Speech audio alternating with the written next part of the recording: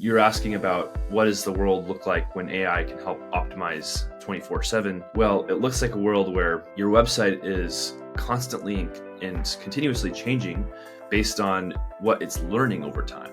So we're constantly kind of creating this endless learning cycle. And the website should then, as a result, be adaptive to changes in how the world is. It should be personalized to each and every user. It should be continuously improving itself over time. And that is a world in which it's both better for the consumer, the person coming to the website and experiencing it and going and trying to figure out ultimately what they want. Most marketers are still trying to figure out how to use AI and save a little time. Josh Payne is using it to make websites that literally rewrite themselves for higher conversations without even lifting a finger. He's the founder and CEO of Coframe, the only marketing tech company partnered with OpenAI, and he's already helped brands generate millions in extra revenue. Before that, he co-founded Autograph with Tom Brady, sold another startup, Tata Group, created the first major autonomous AI agent for code generation, and somehow still finds time to play timpani with the San Francisco Philharmonic.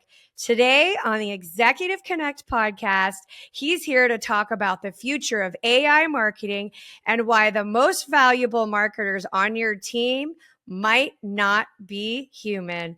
Welcome today, Josh. Thanks so much for having me, Melissa. So excited to chat with you. Now, your background is fascinating, and your background spans NFTs with Tom Brady, enterprise acquisitions, open source AI projects, and now marketing tech. Not a normal flow. What's the common thread that runs through all of these different interests and businesses you've been a part of? Oh man, great question. Yeah, I mean, one thing that's common across all them, I mean, if I look across what drove me to get involved in each of these things, it was really just natural curiosity and intrigue, and following my heart and where, I wanted to go and explore. Maybe at a high level look from the 30,000 foot view, it doesn't look super connected, but the arc has, at least to me, has felt pretty connected. But one thing that I actually can ascribe to being similar across these dimensions is a focus on using next generation of technology to make customer experiences better. So like making our experiences as humans, on the internet or with these digital interfaces, make that a great experience. So for instance, with my first company, Accesspell, we were powering telemedicine for largely people in India, which is why we sold to Tata Group, which is a huge conglomerate in India. And we had identified the problem in the customer experience that, at least in areas in rural India, bandwidth was very low. So it was tough to access the internet, but people still needed telemedicine. And so we developed a solution that allowed for low bandwidth connections with high latency and allowed people to connect with their doctors despite a bad internet connection. And so that was the first business. Then as crypto is on the rise in the last cycle, me and my co-founders identified an opportunity to make this way more accessible to the everyday person and bring them into it. And that was the whole thesis behind Autograph. And now with Coframe, this is actually at the core of what we're doing, which is helping other companies make their own user experiences more effective and accessible, and ultimately kind of have a better connection with their customers. So I think that's a common thread that I've seen throughout. Yeah, it's really interesting. The concept for me, AI marketing that runs itself in and of itself, is so fascinating. I just think about how much work marketing has been, is, and is always. So let's talk about what Coframe actually does. Let's unpack that a little bit and from your perspective. Sure. Yeah. Coframe at a very high level is an AI growth team. So at least in Silicon Valley, a lot of companies, there's just been this new term or this new role that's emerged, which is called growth growth role, someone who's essentially responsible for a key metric that is important to the business. And the way that you increase that metric typically is by running experiments and testing out different hypotheses. It could be testing out different variations of your website. It could be finding new channels to acquire users in. Whatever it may be, growth is responsible for increasing a core metric. And a growth team in these companies typically looks like an engineer, a growth engineer, someone who's responsible for actually building out the stuff, a designer who can design the different experiences, a growth marketer who is responsible for figuring out like what channels are doing the best and driving more traffic through them, and maybe like a growth product manager who's responsible for constructing and building the product around that. And so a growth team is typically, pretty expensive to have. For this function of driving for a core metric, each of these roles is expensive headcount cost. And so what we're doing at Coframe is making it easy to have a growth team work on your website 24/7, run experiments and test out different variations of your website without having the insane costs of an actual growth team. I love it. That's really interesting to me. I think about how many website projects I've been part of in my career, and they're constant iterations, constant changing, moving everything, adding more. They never end. So I love this idea.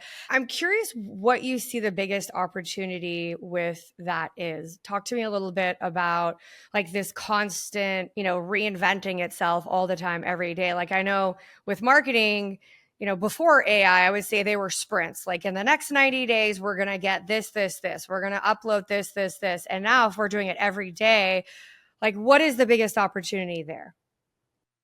Well, in your experience, I'm sure you're familiar with how annoying it is to change your website and to get something done. Oh man, yeah, that Extremely. reaction told the whole story. Very annoying, right? It usually takes most companies weeks to months to get something changed, get something done on the website. And that's something that I've seen true across virtually every company that I've talked to. The most elite companies, maybe they can get things done in a week, right? Well, at Coframe, we're operating in the measurement of hours. We're able to get things done and out on the website in a matter of hours. And that's kind of what sets us apart. Velocity is the core value at our company.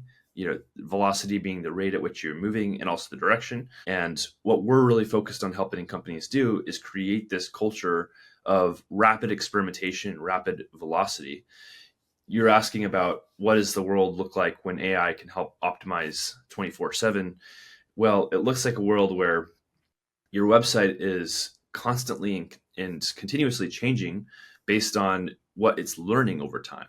So we're constantly kind of creating this endless learning cycle, and the website should then, as a result, be adaptive to changes in how the world is. It should be personalized to each and every user. It should be continuously improving itself over time. And that is a world in which it's both better for the consumer, the person coming to the website and experiencing it and going and trying to figure out ultimately what they want, and also for the business, which cares, of course, about that core metric of engagement or conversion rate or revenue or profit or whatever it may be. Ready to lead smarter and invest wiser? On the Executive Connect podcast, we unpack executive strategies for wealth and influence.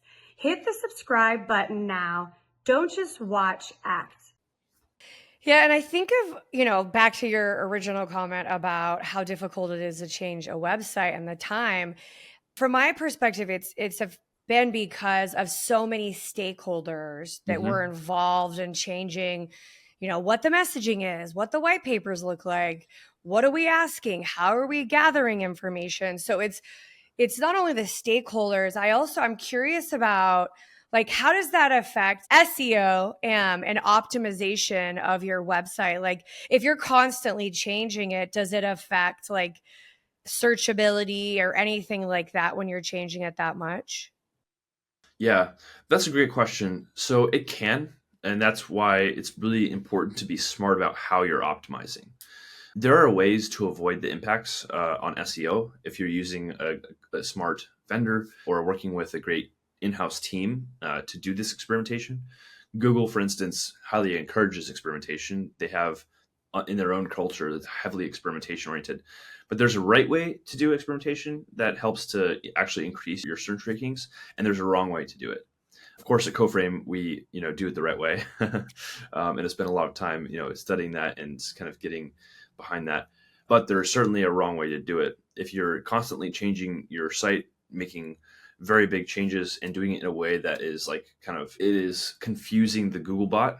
That's the bot that goes and scrapes websites to figure out all of the rankings and so on. That's the wrong way. So you have to avoid that confusion and make your changes in a smart way. Since you mentioned chatbots, I have been highly frustrated with the chatbots on websites lately. I feel like, the idea is great, right? You want to get help quick, but I'm trying to rack my brain. I don't think I've ever had a problem solved ever with a chatbot.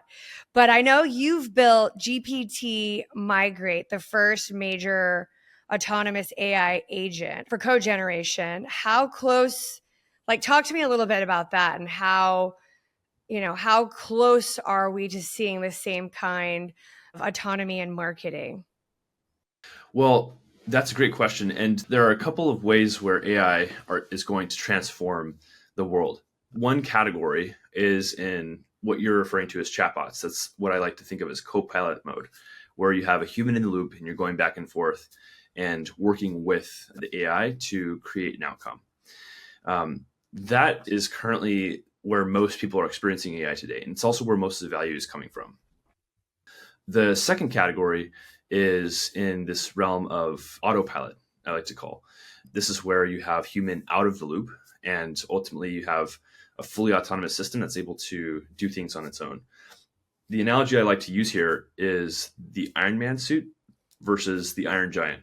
So an Iron Man suit, you have Tony Stark in the middle of it, and he's able to, shoot the blaster and go and fly up high in the sky, but he's kind of controlling it. You also have Jarvis, who's helping out, but ultimately human is at the helm. The Iron Giant, of course, is a fully autonomous robot.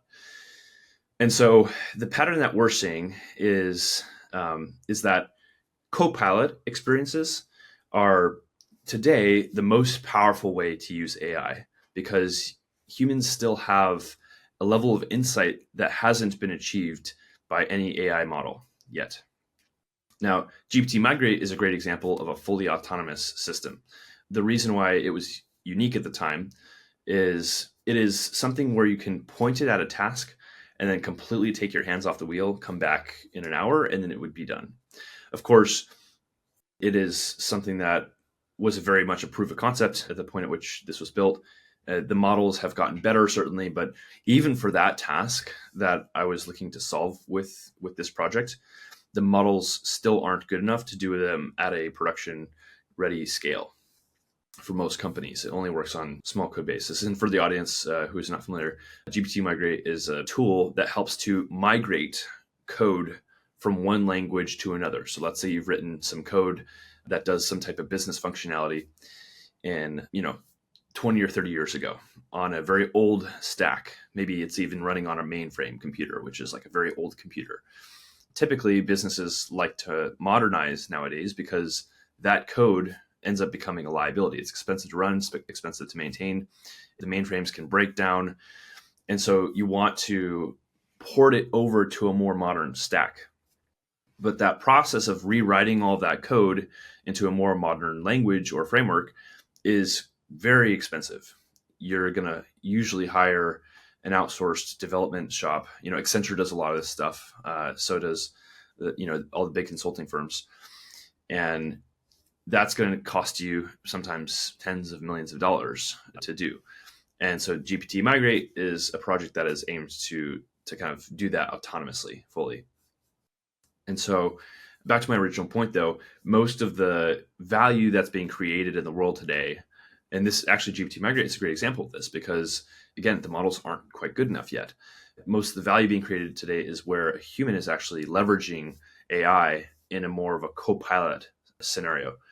So that's actually how we operate as well at Coframe.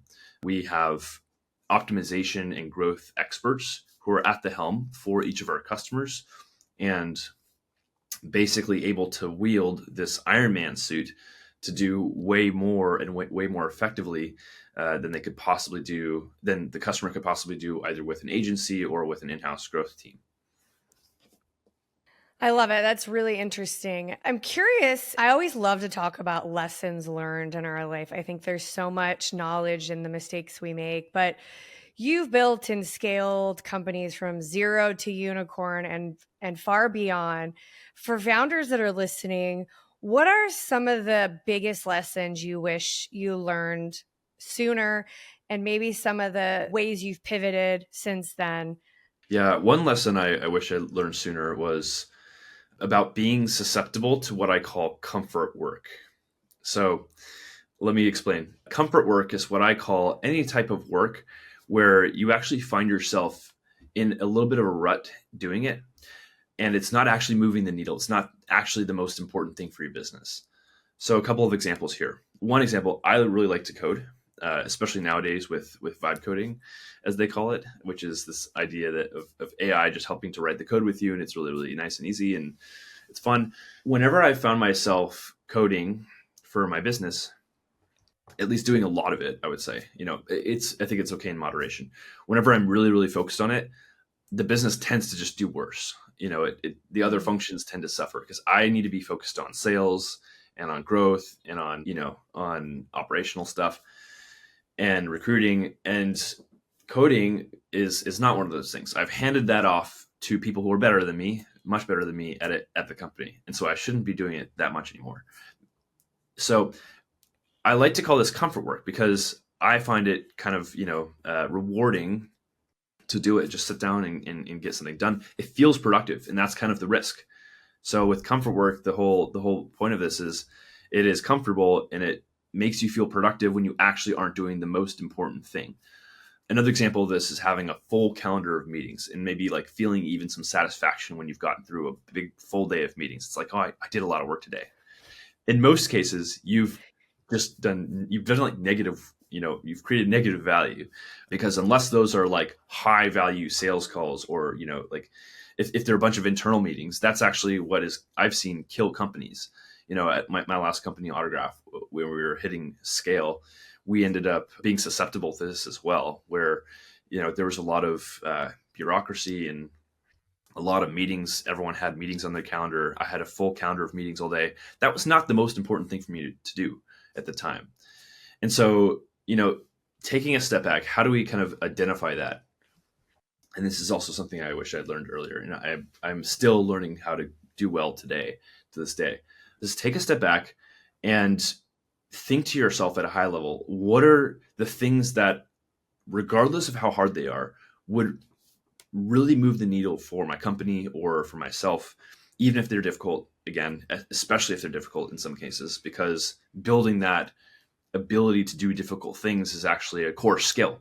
It's like a meta skill. If you force yourself to do a cold plunge in the morning or take a cold shower, if you force yourself to go on that run, you're going to be better at doing the more difficult things that matter for your business as well. There's actually an area in the brain that develops as a result of this. And so if you are able to do those difficult things, then you're able to identify the things that actually matter and actually execute them and not be stuck in this rut of what I like to call comfort work, which feels productive, but actually is killing your business. This episode is brought to you by Summit Ventures. If you're an accredited investor, Summit gives you access to one of the greatest tax advantage opportunities: direct ownership in oil and gas. Their projects deliver what they call the triple play: cash flow, equity growth, and powerful tax benefits. And here's the best part: these investments qualify for 1031 exchanges. That means you can roll gains from real estate into energy while deferring capital gains. To learn more and get a free white paper, Oil and Gas Demystified, just visit www.summitven.com/executive connect. I love that you said that. I think that's so true. I used to be guilty of those meetings, Josh, back to back. I'm like, wow, I've accomplished so much. But then you'd look and you'd realize you've not accomplished anything because you've just been setting on meetings for other people's to-do lists and not actually doing your to-do. So since then, I've now pivoted my day with writing what I need to get accomplished and not even touching my email box. And we've kind of morphed into a world of constant CYA and emails. And I'm just going to FYI let you know and FYI let you know. But I think you're right. It's easily to get distracted and to take your eye off the ball of what you're trying to accomplish. And it doesn't mean we don't do the things we love and the things that, provide comfort. We just do them more organized in a way that's still moving what we're trying to move. So I love that you said that. I absolutely agree with you. I want to switch gears and talk about the human side of AI. This was a big topic last night at a tech event I went to here in Austin. With all the tech patents and AI projects that you've been a part of, companies you've scaled, you're still playing in the San Francisco Philharmonic. Talk to me a little bit about that balance between go, building companies and then, finding time to be part of the San Francisco Philharmonic.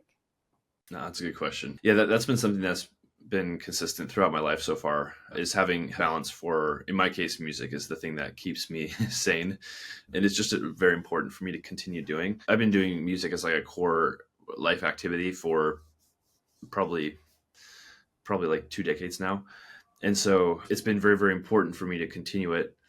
I found it helps in other areas as well. Like when I find myself more active in music, I find myself more creative, more fulfilled in life, and better at what I'm doing outside of it.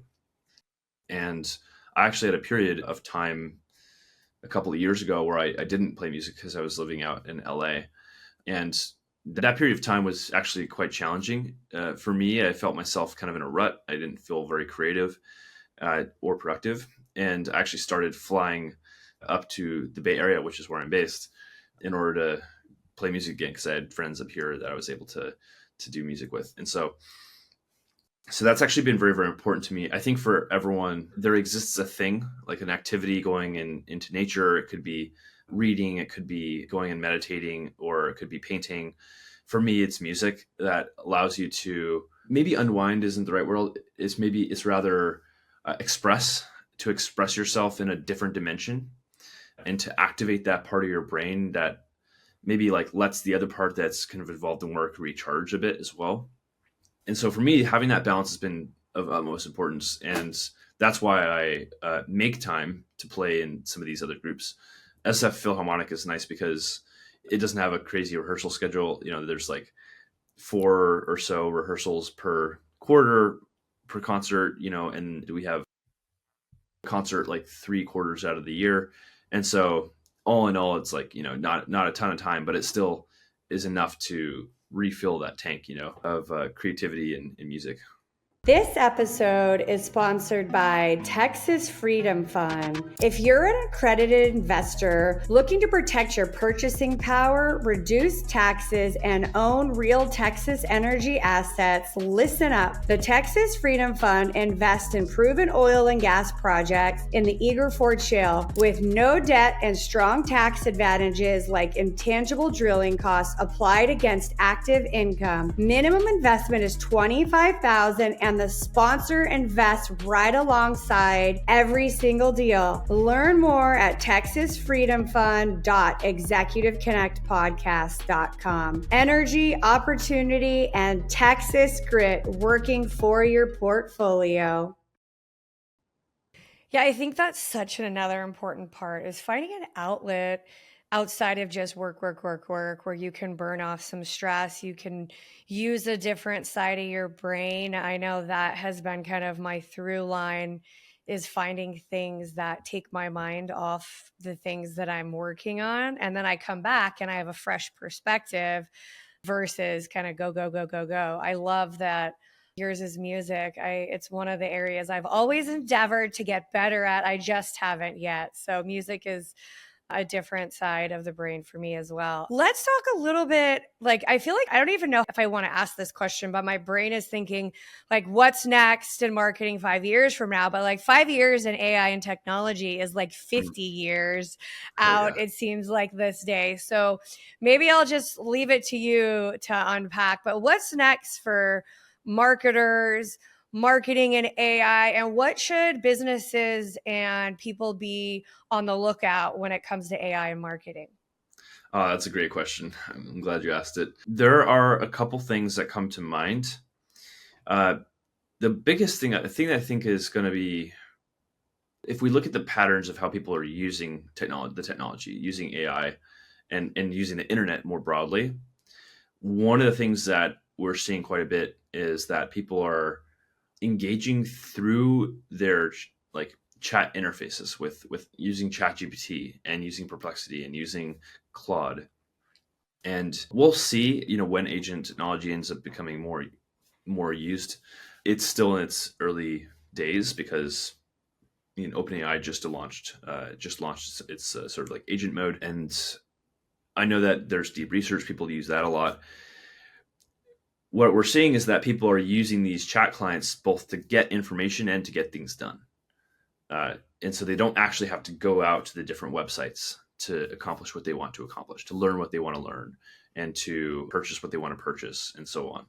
They're able to accomplish all that more efficiently in the client, in the AI client.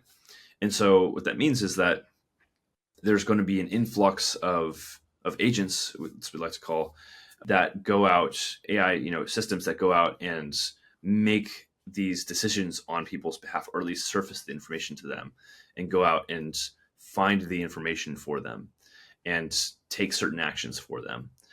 And so marketing is an interesting thing. It's about communicating a value proposition to, in the traditional case, maybe it's just a one person. It's making sure that you're communicating properly to the individual who's making the purchase.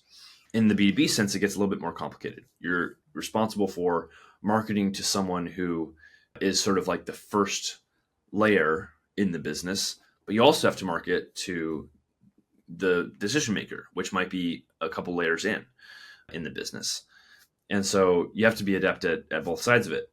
Well, this whole idea of agents doing things on people's behalf introduces a new layer of complexity where you need to both market it to the person that is at the end of making the decision, as well as the agent who is kind of the gatekeeper, who is acting on that person's behalf. And so marketing, I think, consumer marketing at least, is going to involve strategies that actually come from B2B, where you have multiple layers of trying to go through a process to sell something, and in a sense. And so it's going to become more personalized. One big area in marketing in B2B right now is ABM, account-based marketing. That is an area of marketing where you are trying to specifically target a certain account or a certain persona with like a certain person within the account. Like, it's highly personalized. It's one-to-one. I think that has never been able to be done at a scale for consumers marketing, but now with AI, it certainly can be. AI operating on the other side, on the marketer side. And then on the flip side, the AI operating on the consumer side, there's going to need to be basically a way to systematically get better at marketing to the agent, the AI agent that is operating on the consumer's behalf.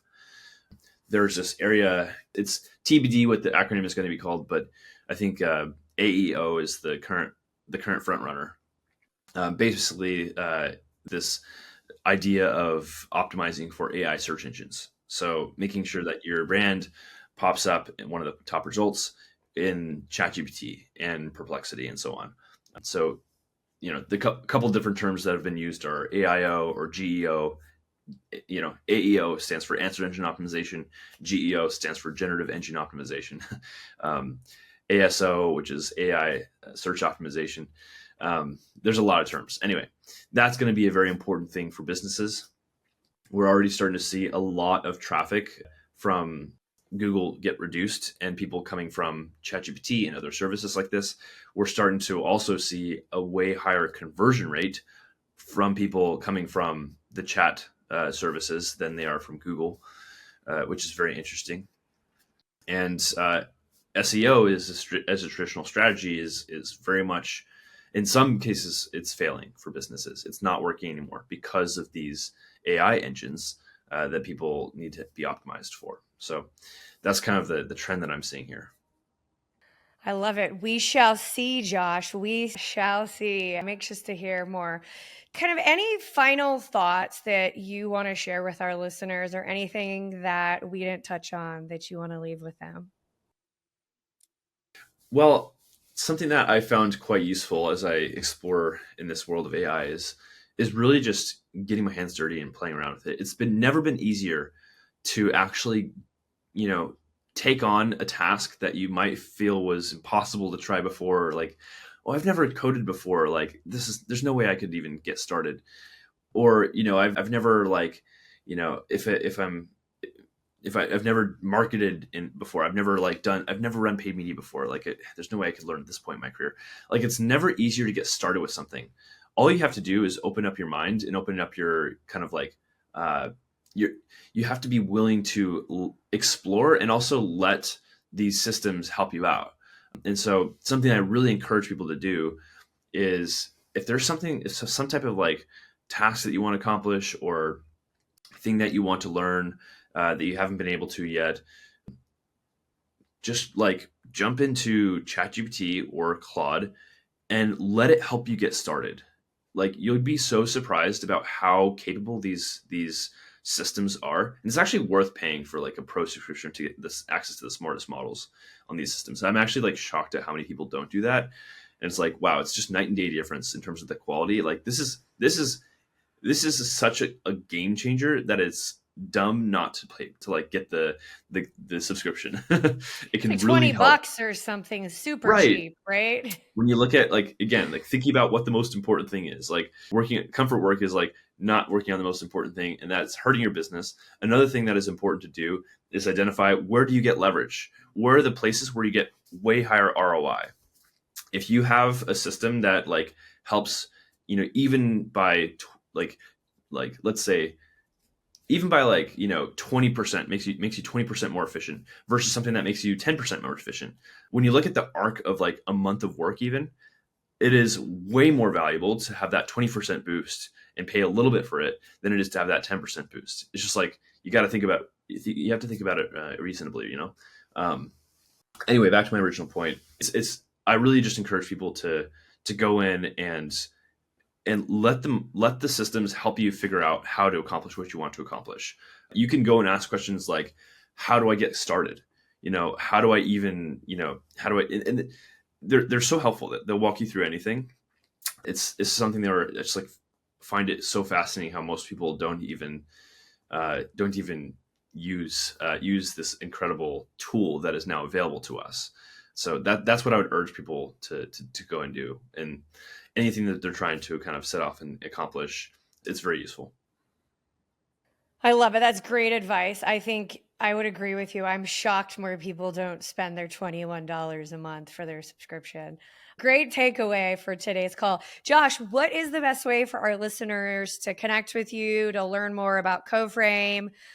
Is there a website? Is there a social channel? Tell us the details. Sure. Yeah. You can find Coframe at coframe.com. We're happy and eager to talk to folks. And myself personally, you can find me on LinkedIn. Just search up Josh Payne Coframe and it should come up. Always happy to connect. Thank you so much for being here and sharing your time and knowledge with our listeners. That's the Executive Connect podcast.